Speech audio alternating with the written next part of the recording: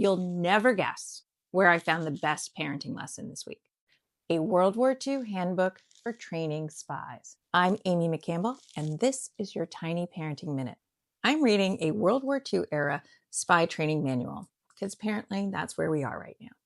And it is fascinating. It tells you how to make a disguise, how to sneak in and out of a house without getting detected, and what to do with someone who double crosses you, which is not pretty. Anyway, there's a section in it on observation because that's the spy's stock and trade. To stay alive, they have to see and be aware of what's happening around them. And believe it or not, in this, there's a life lesson we can share with our kids.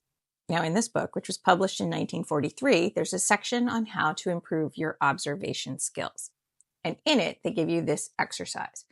Take things that please you, your eyes, touch, smell, hearing, and then try and express in words why they please you. This will cause you to observe the object, the thing, more closely. Then you do the same thing with things you dislike and then things that are neutral to you, and ask yourself why you have no particular feeling towards them. Then you move to human beings. Same process. Appearance, voice, actions. Study them. Try to judge their character. So I read this and I thought, that could be a fun game to play with our kids and a way to teach them to really experience, to connect to the world around them. Because if you think about it, we don't really do this anymore. We're usually too busy looking into our phones to observe the world around us. Really felt this recently when I was waiting to meet a friend at a restaurant in Penn Station in New York City. It was incredibly early, actually a week early, but that's another story. So I had a ton of time on my hands. Now, back in the day, if I was sitting in a New York City restaurant with nothing to do, I would be people watching, taking a look at all of the fabulously dressed, eccentric, and fascinating people all around me.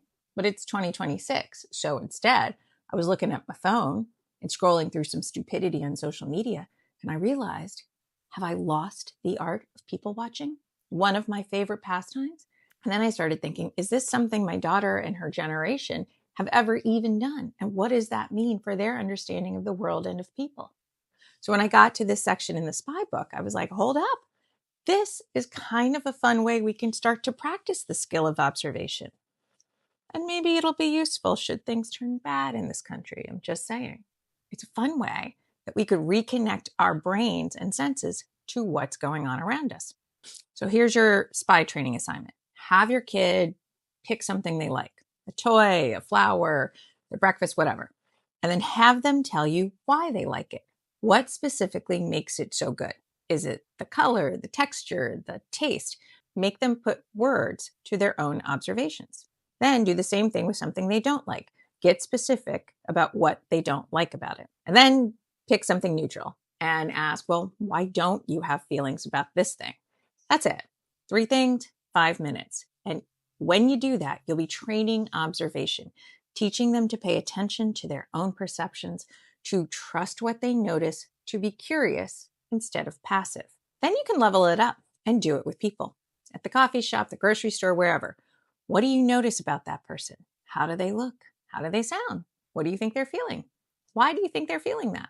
You're not turning your kid into a spy. You're teaching them to be present, to see the world instead of scrolling past it.